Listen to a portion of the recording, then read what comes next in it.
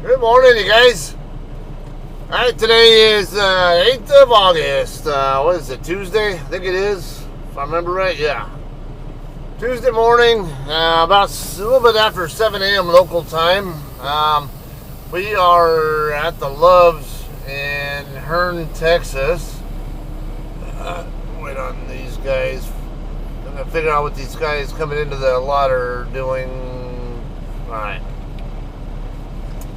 Alright, as you see, I'm in a makeshift parking spot here.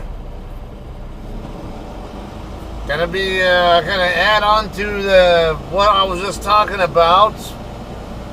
And I think the pickup video or whatever it was recently, or was it the delivery video that I just did? I can't really, I don't even remember. Alright, well,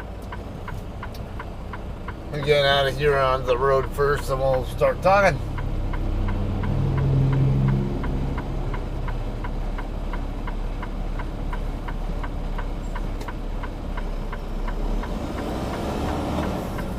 Alright, so 7:10 local time now. We are on our way to the Sanderson Farms plant in Bryan, which is like 20... up with what happened to it? It's sort of that Helios navigation thing there, or whatever you call that thing. It's been acting up on me, I'm not sure why. Alright, whatever. I gotta find out where my... Oh, alright. Speed limit dropping from 50 to 40, so let's forget about that thing. Alright, so we are, on our way to Sanderson Farms to pick up a load of chicken. And get my truck set up the way I like it. Okay.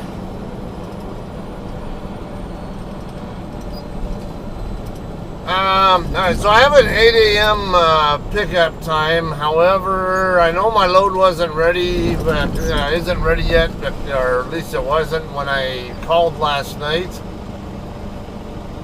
I ended up, speaking of, I talked in one of those recent videos about social media shaming or snitching out drivers, whatever, for things that don't pertain to you, like how they're parked or where they're parked. Yeah, okay, so I used to have that habit myself of, or to an extent, snitching out drivers who'd stop on the shoulder or whatever, or if they were from my company. Not JCT, but before. I don't do it anymore. But at the same time, I think you're an idiot if you stop on the shoulder. Unless you have an absolute need to be there. And taking a piss, whatever. Alright, anyway. Going back, I'm more interested in the parking aspect. Because what inspired that, or I don't know. I guess what brought up that topic was a driver shaming, Facebook shaming his fellow driver from his from his company about their choice of parking. And it never fails. Every time I see something like that, 100% of the time you're gonna see at least a couple of people, talk about, you should have trip planned better. You should plan on stopping sooner or earlier, so when the truck on the lot doesn't fill up or something, or whatever the case might be. Okay, well, not everybody can handle driving at night, for one, or once, or in a lot of cases, or some other cases, it could just be something else, like what I just dealt with on that last load. I made a delivery to McLean in not Denton, but not too far from Denton, in Louisville, Texas, at a 2300 appointment time, and all I had was 4 pallets, and I was on the back half of my shift. and I didn't have a pre-plan. What do? I'm not allowed to stay on the customer's property, overnight, so I had a PC to somewhere to park. Nothing for me to do, so I went up to the truck stops up in Denton, the TA and the Loves up there. Both lots are completely full. I end up finding, I'm just getting a makeshift parking spot for a couple hours. I end up, more particularly, parked right next to the Catskill, as close as I could to it without being in the way, so other trucks could actually use the fuel lane that I was right next to as well. And and so and also so anybody could get on the Catskill as well.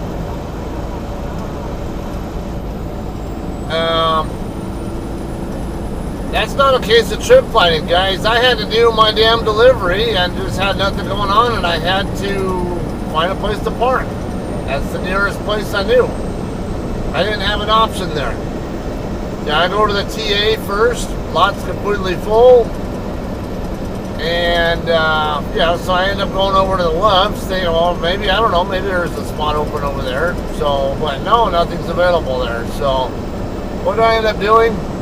I end up hanging out in my truck long enough to wait for somebody to leave or hope somebody does, which normally, if I do end up in that situation, it doesn't take too long before somebody does pull out of a spot. Normally. But sometimes I do that, and it could be at least a few hours before somebody finally decides to leave. Last time I had this situation, I was at the Loves up in Prosser, Washington, if I recall. What was that, a month or so ago? And it's not very often I'm in that position either. And again, that was another case of I made a delivery nearby, had nothing going on, didn't have a pre-plan, so I go to the nearest truck stop. That's, again, you don't know my situation. Don't sit there and tell me that I'm not trip planning effectively when you don't know why the fuck I'm there or why I'm parked where I'm parked.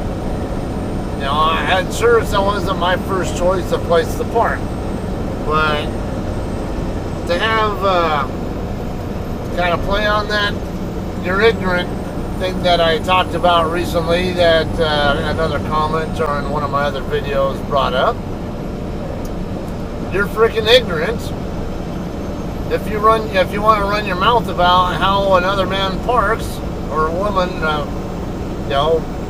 how they park their truck without knowing the full details of why they chose that spot.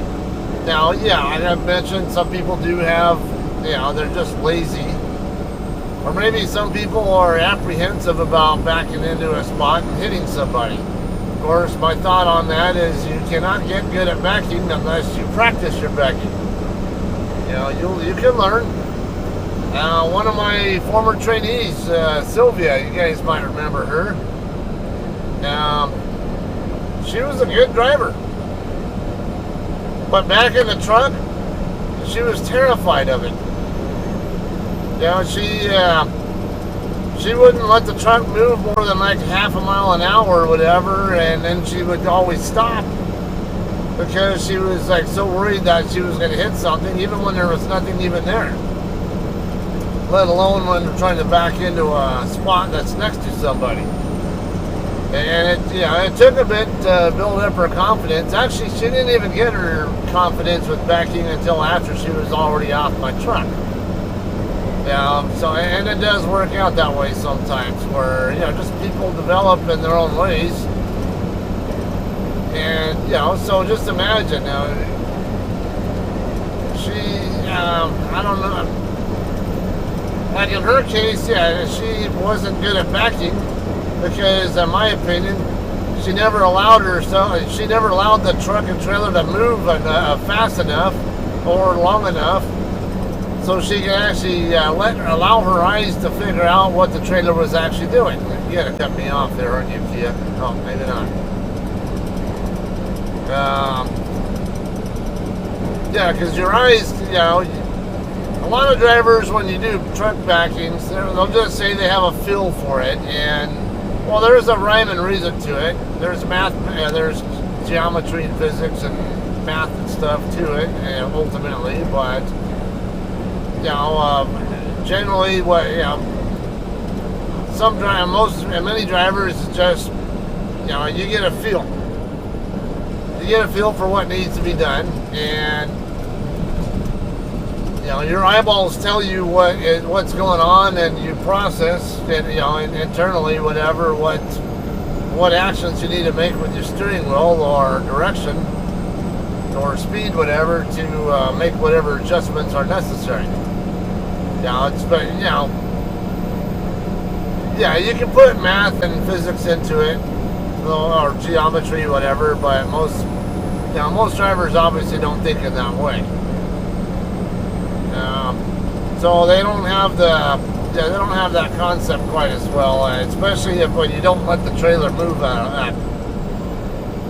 very fast or very long at all. So why am I parked here in that makeshift spot there? Okay, well, I prefer to do my driving late at night as much as I can. I decided to leave Denton. Now, I could have started deadheading from Denton earlier this morning, you know, like perhaps 4 o'clock, 3 or 4, get rolling at 3 or 4 in the morning. But I have Dallas-Fort Worth area, more particularly the Fort Worth side, to deal with on the way down. I don't want to deal with the traffic over there. I also have to work my way down through down into just about into Waco,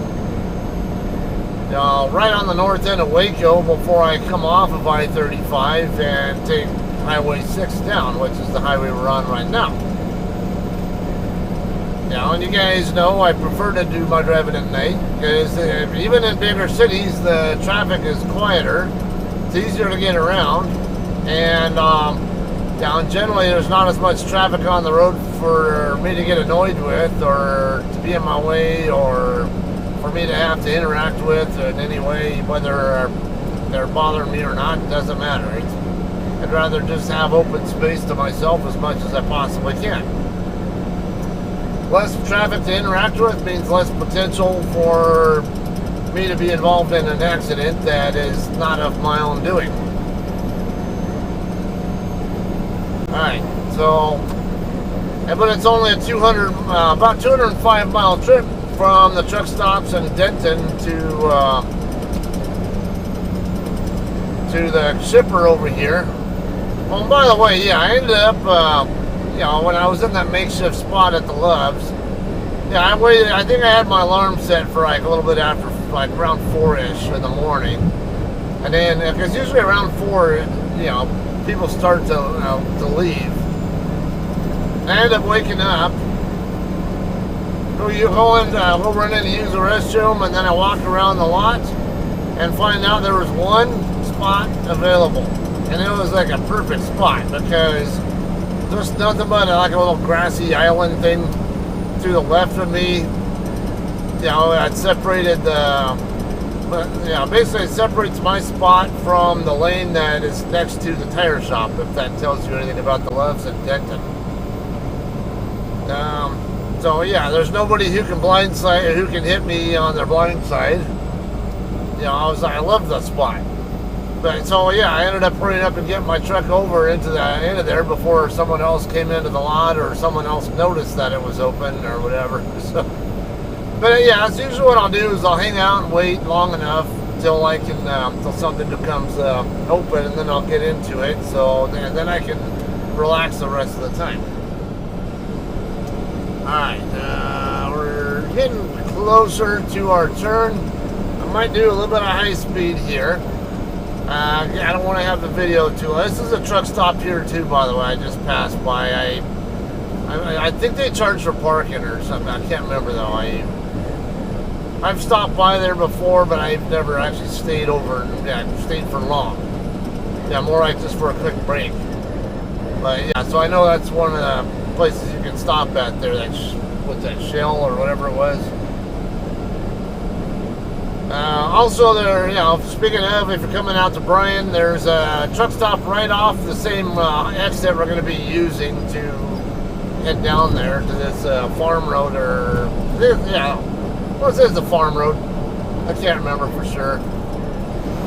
But yeah, you'll see it when we make our turn. Come on, get on your gas. Get on your gas. There you go.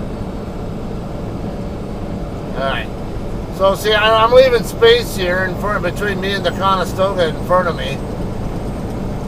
So there's plenty of room there for the Jeep to get into there.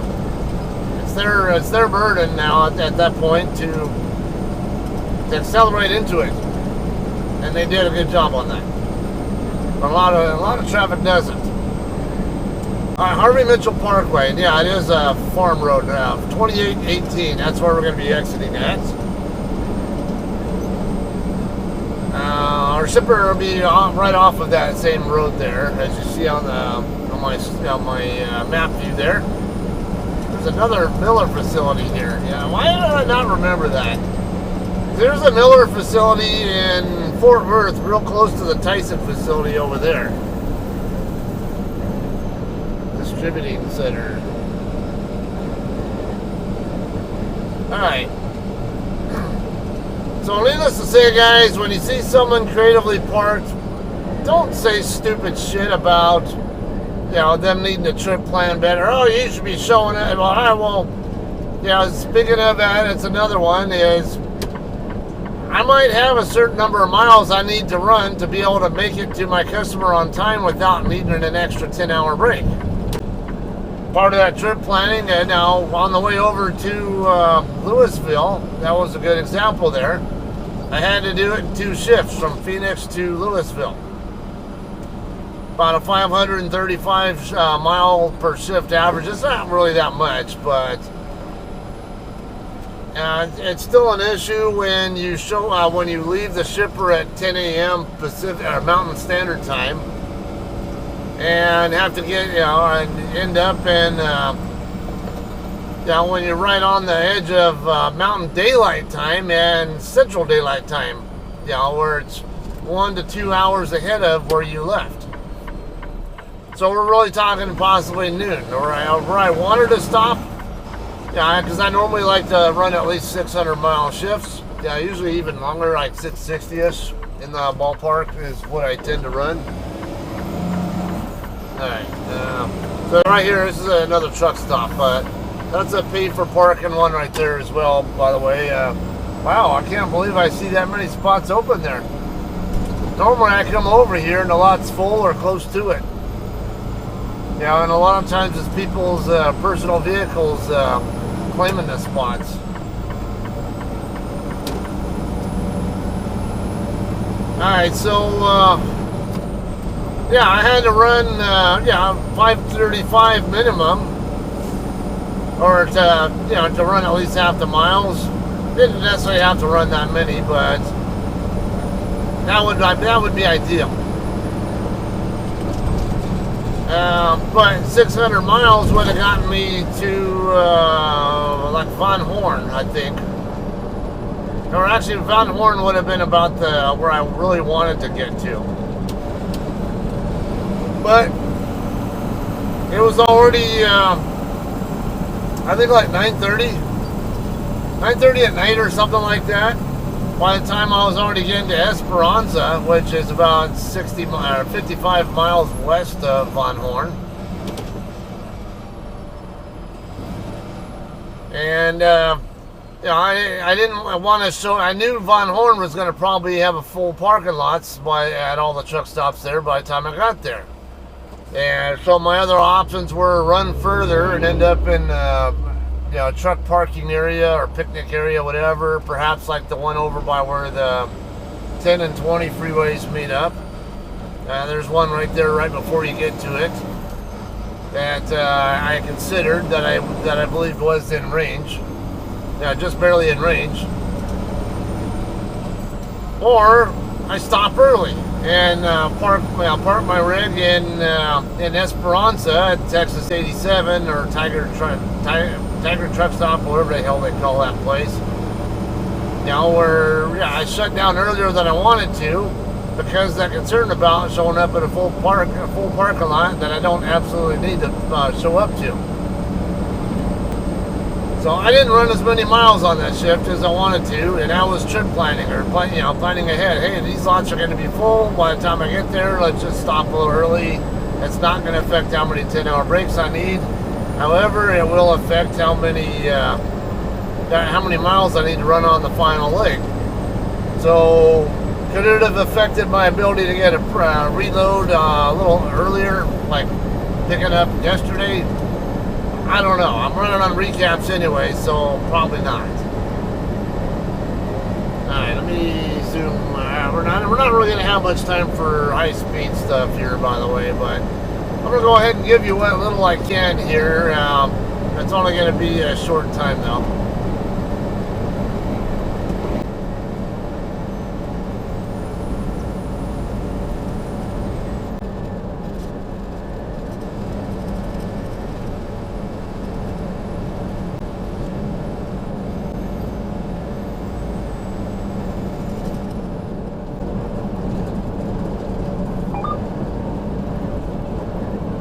Alright guys, we're already almost to the shipper here. This light right here we're going to turn right at. I could have also turned right at that street I just passed right now, but I usually always come down to this light and use it. I forget the name of the street, but it's the first light after you get past that that overpass. I forget that. I forget what that highway is there. They signal right because I can see that Nissan behind me wants to make a right turn also. I don't want them trying to come in underneath me.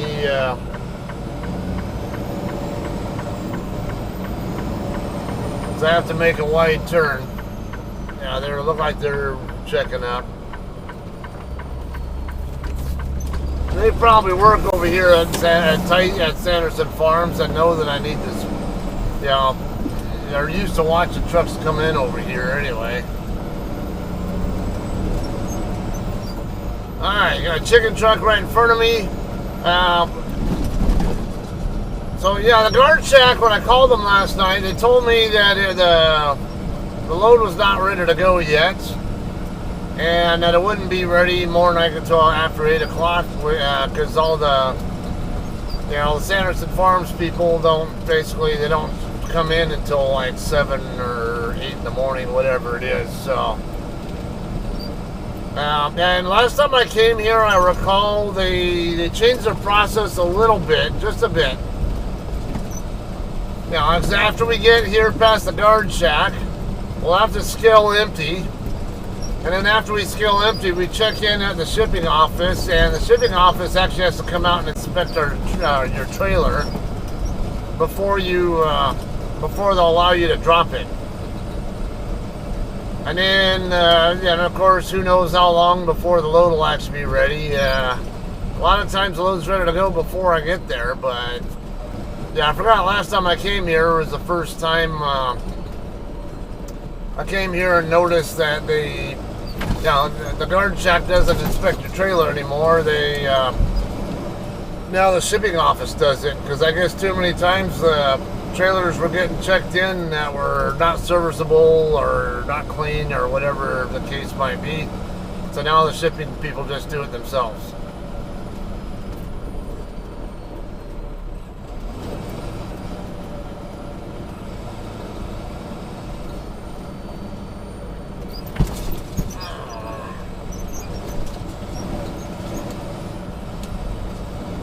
I wonder how calm every time I come in and see these chickens like that, I always wonder how they can always look like they're so calm. And then of course they probably don't have a clue they're getting ready to have their heads chopped off. But it sounds kind of morbid and sad, but hey, I'm not a vegetarian or a vegan, and I love chicken, so it is what it is. Something's got to, if you think it's bad chopping a chicken's head off, how about being a another animal that becomes food for like a lion or other carnivorous animal. Alright, I think I remember this lady here. Alright, let me get my vest on and arrival call sent and get checked in here. Alright guys, we are checked in now. Let me get zoomed in on the plant here so you can see the layout. Okay, yeah, I was just talking to the guard there. I remember she was the same one I was checking out with last time I was here. We were talking about how this fence right here got hit by somebody not paying attention to their tandems. And she said, yeah, I got hit again too. And at the same time we were talking last time, this rock right here at the corner, that also, I guess someone got caught up on it. I'm like, you're not in a car, people. Don't drive your truck like you're in a car, right? Now see how far out I got to turn and watch where my tandems are at. They're tracking really nicely around that curve right now. Where was my tractor at? I was completely into the opposing directions lane. Or side, whatever. Okay, so first things first, we're going to get on the scale and scale empty. The layout here is exactly the same practically as the last Sanderson Farms pickup that I did, which was in Waco. Just a very slight difference in the layout overall, but generally it looks exactly the same overall. Now, if my load is not ready yet, we'll bobtail over to here, right to this spot here after I drop my trailer. We gotta keep our eyes out for chicken trucks too, because they have right of way. I don't see, there's nobody except for the one that's already on this scale right now. He doesn't look like, well, he was like 76,000 pounds.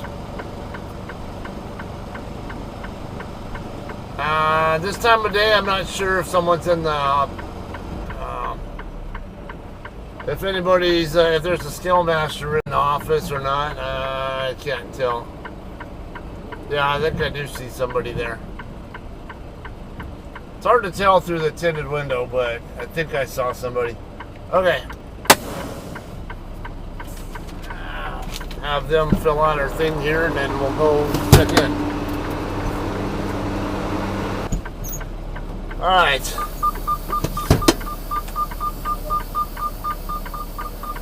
We'll circle back around now and right over this way to check in. God, this guy here, I remember him. I don't know, he looks like perhaps a white Asian fusion, not like mixed race or something, I don't know. I call him Mr. Personality though, because he's got none.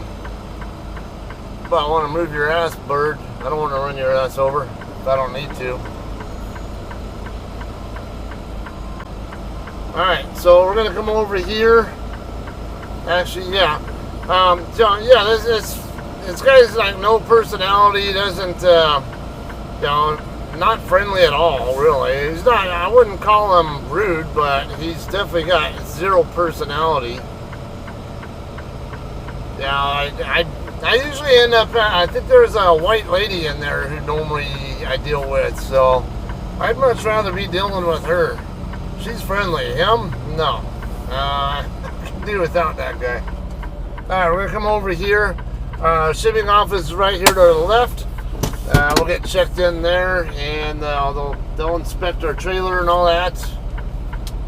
And then we'll go drop it.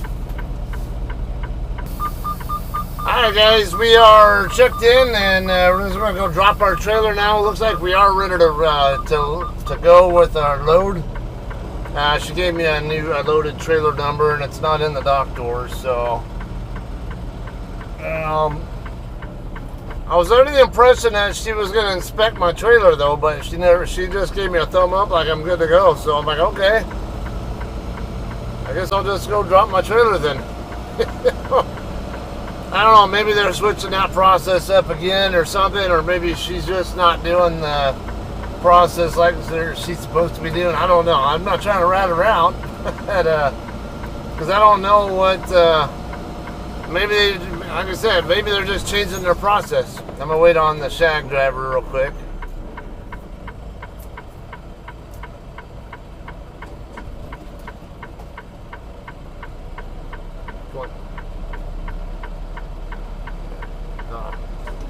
He's busy looking at the shag driver also. Let me get over here. Trying to make space here for, but I'm also trying to be out of the shag driver's way. Now this spot here can be challenging to get into. If I do, I might go for it if it's the only one, but I might look over here to see if there are any other spots available first. Because if I'm going to go to that spot at all, I'd rather set up for it. I can't, it's not, here we go. I can do a U-turn and set up into this one over here.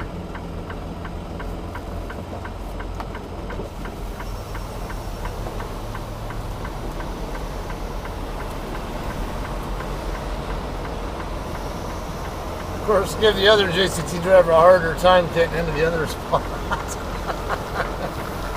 So I was talking to him, again, I want that trailer that's 2 spots over from the one I want to be visible. Usually make a pretty hard turn.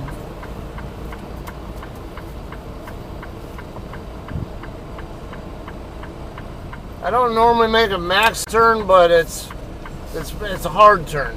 I would say when I start doing these. All right, now we'll get in. Just have to maintain our clearance for the back of that Martin trailer back there. I cannot see the back of the Martin trailer where it's at, so this is one of those I might go, but we'll see. When I get lined up with this CEI trailer next to me, no, look like we should be fine. As long as I just line up with these other trailers here, we're good. Alright, I'm going to get disconnected and we'll find our other trailer, which I did not look for.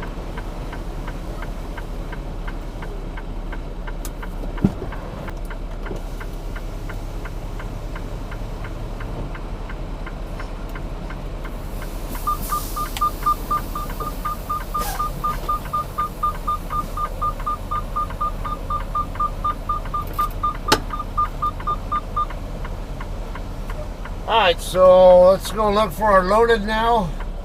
It'll be trailer 30839. Should be in that row where the shag driver was dropping that other trailer when I was coming over. That's normally where they put the loadeds.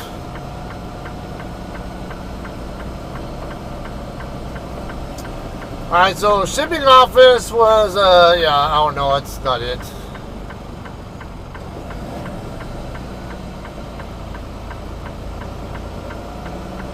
There it is, right here.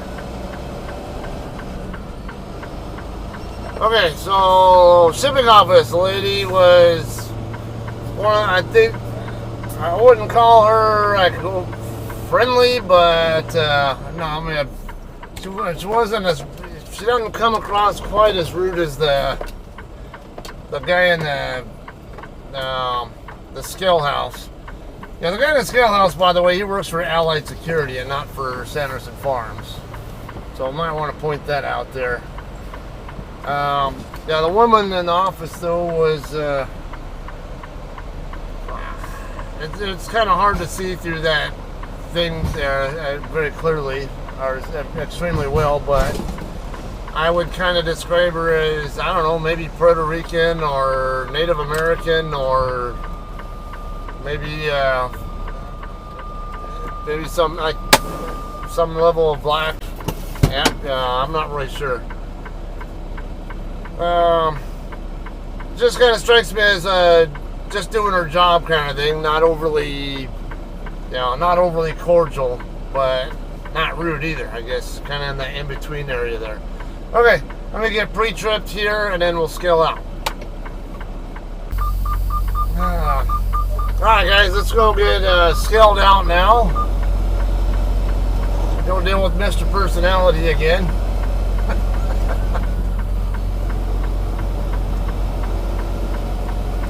I'm not sure he really knows that he's an asshole, or comes across as one. He might just be one of those guys who he's just him and doesn't know that he's being an asshole, but he comes across as one for sure. Of course, I'm an asshole and I know it, but I at least have a personality, and I'm actually friendly and cordial with people as much as I can be or need to be. It's not like I've never been here before. I come here pretty often, so. Alright, let's see if I get yelled at for not doing full truck on this one too, but I'm going to California and I want axle weights. That's how they normally do it here, so.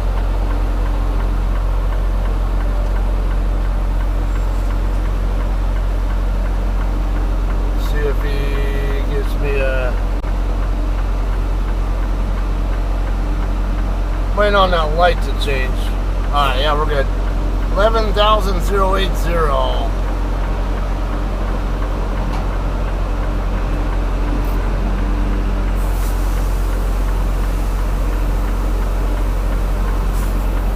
Definitely good on the drive axles.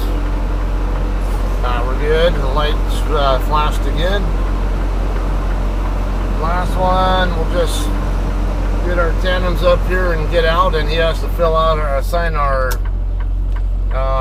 gate pass thing, and he'll also be giving me the axle weights. Alright, so turns out we're only 64,000 pounds. That's really nice and light. So I got another way to describe this guy. He kind of reminds me of this guy at the guard shack at the Tyson plant in Council Bluffs, Iowa. Basically, where the guy does the guy in Iowa in Council Bluffs, he's one of those doesn't say a single word to you unless he absolutely has to. Don't try to give him like, hey, how you doing? Or don't expect him to say anything back. He won't even say hi or anything like that, or no personality whatsoever to him. This guy, he'll tell you what he needs to tell you, and then off he goes. On top of that, I don't know. Maybe I was interrupting his his video he was watching. Maybe that's why he was. It's that way. He was watching some video on his phone. Alright, wow, the other guy's still over there waiting to check in, it looks like. Interesting.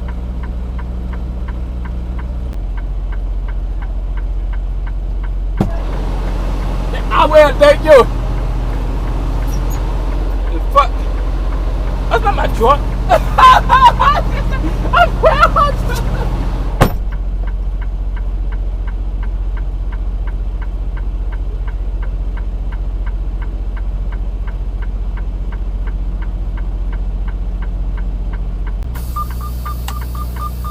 Alright guys, we're ready to roll here. This is a pretty quick process today.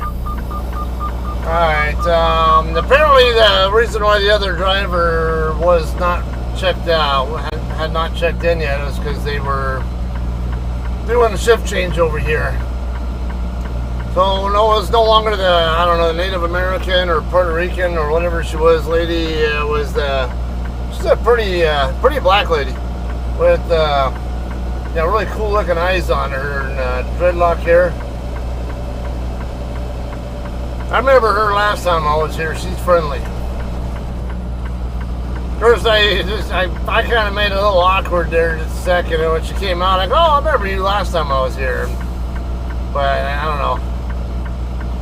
Maybe the way I greeted her or whatever was just a little weird or something. I'll never claim to have the best social skills in the world anyway. I am what I am. That's all I can say.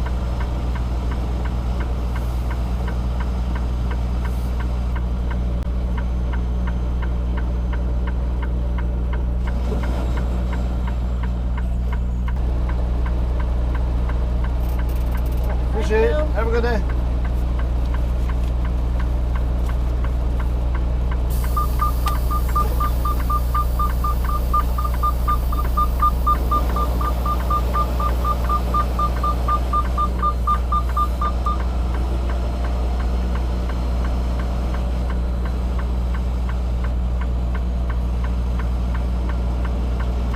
Alright guys, I'm gonna come up here to the end of the property. I need to send my loaded call. I've already sent the departure. I just need to get the loaded call out, but I can't do it right here without kind of blocking the lane. So I'll get off over to the side. I'm surprised he's already out, or no, he's coming back out. Okay, wonder what's going on there.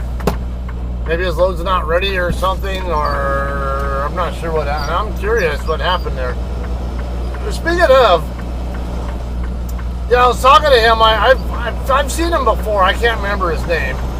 He's got an accent, like a Caribbean type of accent, if I remember, like a Jamaican or something along that line. Yeah, he's on his way to Sparks, or that's where his load is going. He accidentally got in my truck before figuring out that he's not in his own truck. But technically, I guess the truck he's in now is not even his. I guess he normally drives a T680.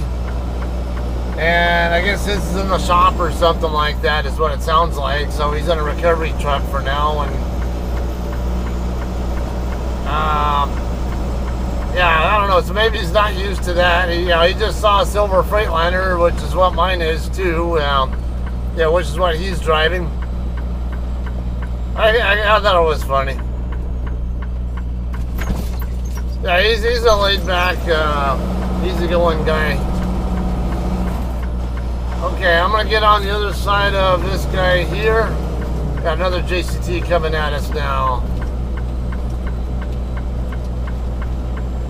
No parking, standing, or blah blah blah of trailers. Well, too bad. I gotta send my loaded call.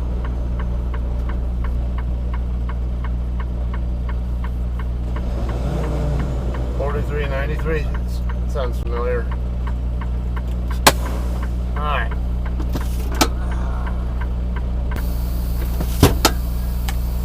All right, guys. Let's get out of here. Loaded call is sent. Ready to roll. You see on my map there, we're going to be going to the Ralph's Distribution Center in Riverside, California. I've been there a few times before, all of them fairly recent too. Okay, right out of here, let me deal with these bumps and stuff here, and then I'll get zoomed in. Kind of gives you a basic idea on the route we're going to take. We're just going to work our way over to I-10. And then take 10 across all the way to Riverside, or to the Inland Empire area of California. And Riverside, or the Ralph's DC, is over there off the 60 and 215 freeways, over by Moreno Valley. Depending on how my hours of service look and when I actually get into the area, I don't know, there's a possibility I'll go to my house first for a 10-hour break and then go deliver, or I might have to run it in depending on, again, whether my HOS looks okay, or whether, or if I have to wait for my recaps on the delivery day, which, by the way, it is due on the 11th at 6 a.m. I hope it doesn't interfere with my appointment time. For my medical appointment to get these stitches removed. I'll have to double check what time it is, my appointment is. Hopefully it's in the afternoon though. I hope I scheduled it for later. I can't remember though. Alright, we'll get rolling here. Let me get my glasses on. It's starting a little on the bright side out here. Alright, this is a one-way thing here now. We're It used to be it had to yield to the traffic right there, but not, I don't know, not too many months back, I think they changed it. Might have been some kind of conflict or an accident there or something, perhaps, at some point in time that might have contributed to that. Alright, so you see there, I'm kind of routed in the general direction of Austin and San Antonio. Haven't yet decided which. Normally I end up going through Austin, but I might end up going straight down toward, just over by San Antonio, and then head across 10 from there. I think that's where my onboard nav is wanting me to go, at least. We're gonna get off right here on the Highway 21. Yeah, get off here and make a left, and we'll follow that down. If you need a Catskill, trying to remember where I can't remember this truck stop over here. That's up the road here. Can't remember if they have one. If not, if you're going this way, there's a Pilot. It's pretty new. I think it's only been there maybe a year and a half, something like that. I can't remember. But yeah, you can go to that one there. It's what's that? We're US 290 and State Route 71. Is that what it is? I want to say. Yeah, where those two meet up. There's a Pilot right there that you can scale at. There's another truck stop over here before Pilot. I can't remember if they have a Catskill though. I know because I get fuel there sometimes, but I can't remember if they have a Catskill. Alright, whatever the case, that's what's going on, alright? I'm going to make this one a little bit shorter for you guys, I hope, or try to keep it from getting too long. Come on, look up, dude. Guy's sitting there, that dump truck driver sitting there looking down like he's looking at his phone or something, but it's like, hey, alright, so apparently he knows that he's waiting for me, but I don't know that. And I've had people do a lot of stupid stuff around me, so I don't trust anybody unless I get good eye contact from them. Alright, so that's what's going on here. Let's see, this is telling me to stay on 21 for another 20 miles at least. Yeah, so we'll keep it to this a little bit short here now. Let's go ahead and call this one a day, alright? Hope you guys enjoyed, as always. Alright, y'all have a great day. We'll see you guys in Riverside on the next one. Peace.